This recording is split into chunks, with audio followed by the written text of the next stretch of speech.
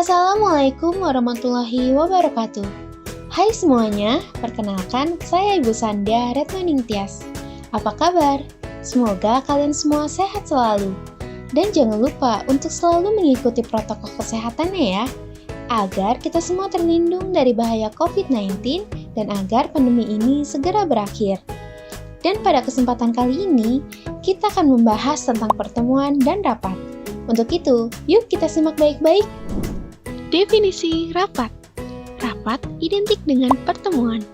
Orang-orang yang berkecimpung di dunia bisnis sering mengadakan pertemuan untuk memperlancar urusan.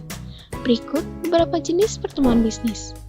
Yang pertama, pertemuan individu. Yang kedua, pertemuan rutin. Yang ketiga, pertemuan kepanitiaan. Yang keempat, pertemuan informal. Dan yang terakhir, pertemuan formal. Lalu berikutnya adalah pengertian rapat. Rapat adalah bentuk komunikasi, umumnya secara tatap muka, dalam rangka memperlancar kerjasama untuk kepentingan bersama, dan juga untuk menciptakan koordinasi kerja yang lebih harmonis.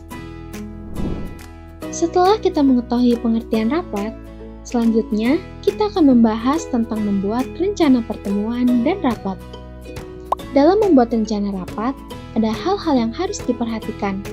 Yang pertama adalah fungsi rapat. Salah satu fungsi rapat yaitu sebagai alat koordinasi yang baik antara peserta rapat atau karyawan dan organisasi atau perusahaan. Dan yang kedua adalah tujuan rapat. Selain fungsi yang telah dijelaskan, rapat juga memiliki tujuan, yaitu untuk memecahkan atau mencari jalan keluar suatu masalah. Yang ketiga, alasan atau pertimbangan rapat. Untuk menciptakan efektivitas dan efisiensi organisasi, maka sebelum mengadakan rapat terlebih dahulu harus dipikirkan dengan matang. Seperti misalnya, apakah semua anggota dalam organisasi perlu memiliki informasi dari persepsi yang sama mengenai suatu permasalahan tertentu. Yang keempat, membuat rencana rapat. Dalam membuat perencanaan rapat, pada umumnya menggunakan metode 5W1H, yakni yang pertama, why, mengapa rapat diselenggarakan? Yang kedua, what, masalah apa yang perlu dibicarakan? Yang ketiga, who, siapa saja yang perlu diundang dalam rapat? Yang keempat, where, di mana rapat akan diadakan? Yang kelima, when, kapan rapat diselenggarakan? Dan yang keenam, how, bagaimana rapat diselenggarakan? Yang kelima, persiapan administrasi bahan rapat. Apa saja sih administrasi yang harus dipersiapkan? Berikut hal yang berkaitan dengan persiapan administrasi. Yang pertama, menyusun acara secara sistematis. Yang kedua, menentukan peserta rapat. Dan yang ketiga, membuat surat undangan rapat. Yang keenam, menyusun acara rapat.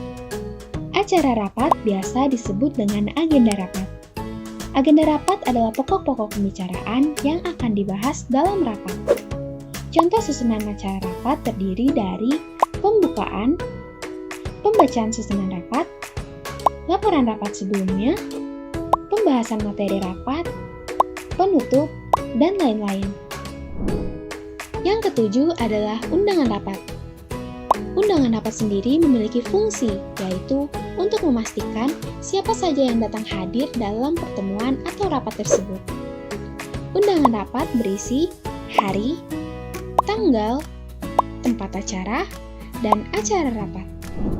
Dan yang terakhir adalah mempersiapkan tempat, perlengkapan, akomodasi, dan konsumsi rapat.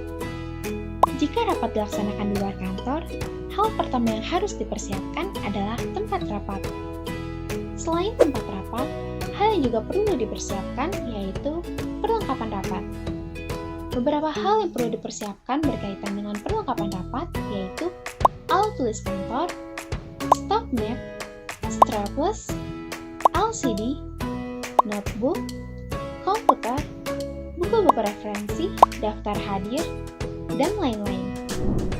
Lalu, jika perlengkapan rapat sudah lengkap, hal yang perlu dipersiapkan selanjutnya adalah konsumsi. Konsumsi dapat berupa makanan ringan atau makanan berat. Fungsinya agar peserta rapat nyaman dalam mengikuti kegiatan rapat. Selain konsumsi, akomodasi juga sama pentingnya. Untuk rapat atau pertemuan yang sangat penting dan memakan waktu lama, biasanya para peserta rapat akan menginap di suatu tempat. Untuk itu, kita harus mempersiapkan akomodasi dengan sebaik mungkin. Nah, kini kita telah sampai di penghujung materi. Semoga materi ini bermanfaat untuk kita semua. Baiklah, sebelum saya tutup materi ini, saya himbau kepada kalian semua untuk selalu menjaga kesehatan dimanapun kalian berada. Sampai jumpa lagi. Wabillahi taufiq wal hidayah. Wassalamualaikum warahmatullahi wabarakatuh.